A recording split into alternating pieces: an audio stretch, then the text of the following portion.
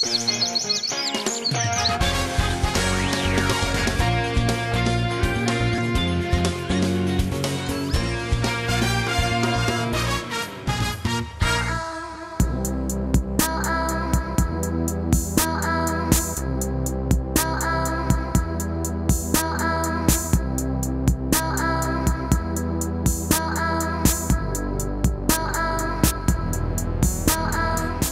is de grootste zinnenboordrace van de wereld. De Solar Challenge is deze week alweer voor de 5e keer in Friesland.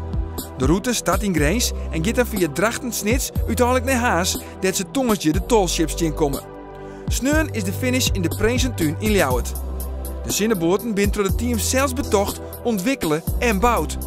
De volsluine Solar Challenge Caravan bestaat uit 350 mensen en goed 40 teams gaan de strijd met elkaar rond.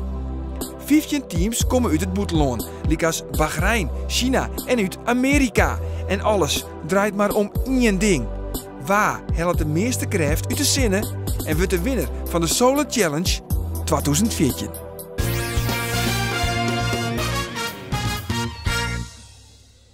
De Solar Caravan is deelstrutsen in Grijnslaan. Na een overnachting in Blauwe Stad wie de start van de morgen in het centrum van de stad Grijns. De eerste etappe gaat uit van de stad naar Zoutkamp. Van de 40 teams komen er 12 uit Friesland. Ze komen uit in verschillende klassen. Joet volgen wij het Clavis Private Energy Solar Bootteam dat uitkomt in de topklasse. Ze wonnen de etappe van het weekend al maar grote oermacht. Piloot Gerard van der Schaar is er ook goed weer klaar voor. Juist in een hele goede dag. Win er echt vol van gaan om een goede prestatie te zetten. En dat heb ik niet. Ik bedoel, we hebben snelheid tot 38 km/h behellen en een hoere voorsprong. Gerard vliegt Grijns alweer uit. En zijn teamleden houden alles in de gaten. We moeten Gerard volgen en als er dan iets gebeurt, dan moeten we zorgen dat we erbij zijn om de boot eventueel te repareren en om problemen op te lossen. Nou, daar komt hij aan. Ja. Hoe hard gaat hij? 37, 37. Wauw. Er binnen onderwijs een aantal obstakels, zoals hier bij de Dokwetersluis bij het Raadjip. En jij, de Clavis Private Energy, die komt ik hier als eerste aanstouwen.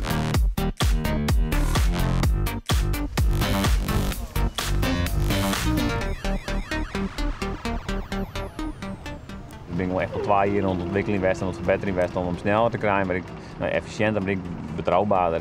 En als je dat goed voor elkaar, dan kun je echt op een strategie richten. Nou, en dat is wat we nou doen.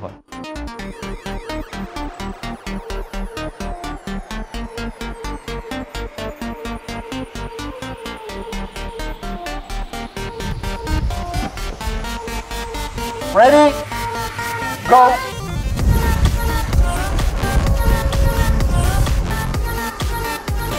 De Solars hebben de gong erin en zetten aan naar Electra, dat ik wachten worden mat. Het Clavis Private Energy Team lijkt op schema.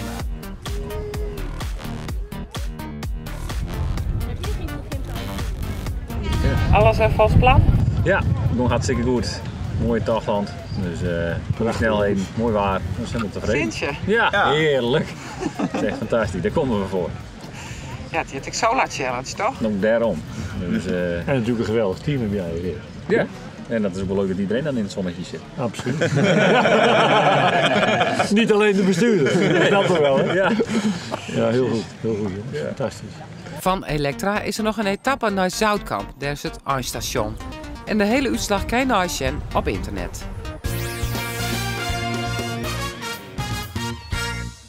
Heb je zin hoor? Ja, ontzettend. Ja? Ik ben nu al gespannen. Boe de Boer is de betinker van de Solar Challenge op het wetter. In 2003 komt hij 2 jongens zien die meedoen aan een zinnenrace met auto's in Australië. En ze gingen meedoen aan de Nunya 1 en daar ging ik 's nachts ver uit bed. Zo interessant vond ik dat. Toen dacht ik, dat moeten wij in Friesland niet hebben. We moeten zo volle mogelijk jeugd hebben die het biologeerd wordt door duurzame energie en competitie daarin. Om betere dingen te maken.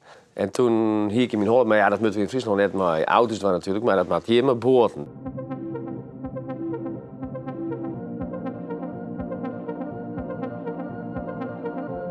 De eerste keer gingen we 18 teams en de snelste boot ging 12 km/h. De snelste boot die vaart nu 44 km/h En misschien nog wel sneller. Maar het has de regels alweer aanpassen, want dat wordt super gevaarlijk.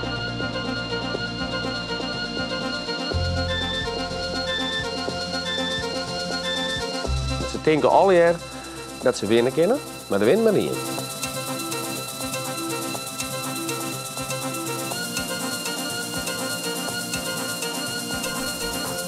Ik ben nu 2014, 5e race. Ik denk van ja, dit hier ik eigenlijk Tsingelien al eigenlijk precies in de hol. Ja.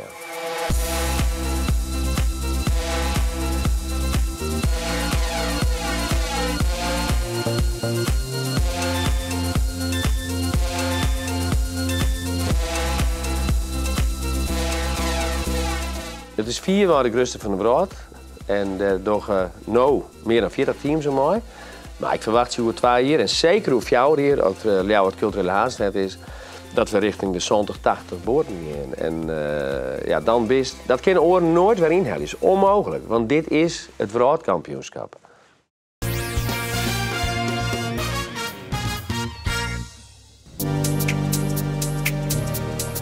Een van de 15 internationale teams komt uit de Verenigde Staten. Hi, my name is Nathaniel Krasnoff and I'm the team captain of Carnegie Mellon Solar Racing.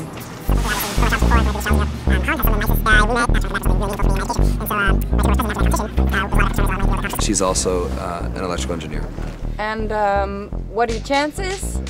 Fantastic. We're optimistic. I said that was street nation. Het team is positief over haar kansen, maar bij de sprint van Sneun die blikken dat een protoboot technische mankementen hien, zag ik die van de Amerikaan. Yesterday our Azipod broke down, so we've been up throughout the night attempting to fix this problem because this is what makes the boat move. So we have a kind of like a two solutions, 2 options right now. You either fix this and hope it works. And second option is retrofitting a torpedo motor, and hopefully we can get the boat moving today. Maybe we even make it to the first leg. Maar al het harde werkje had geen doel. Als orenteams haar een kleermaatje voor de eerste etappe, bleef de Amerikaan onwal. 5, 4, 3, 2, 1, go!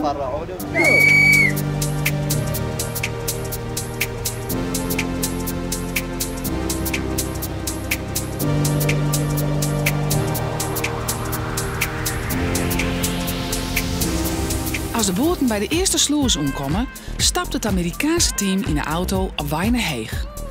We are going to go buy a new motor because our motor setup is questionable. So once we solidify our motor situation, it'll be a much better situation for us and we'll be able to compete at an actual high level that we're expected to be competing. Bye, thank you. I love Holland! Ze hellen een nieuwe motor in Heeg en koen Joet doch zonder start verschijnen. Hier binnen ze bij de dorp wat de sluis, maar de Amerikanen hellen de eindstreek in Zoutkamp net.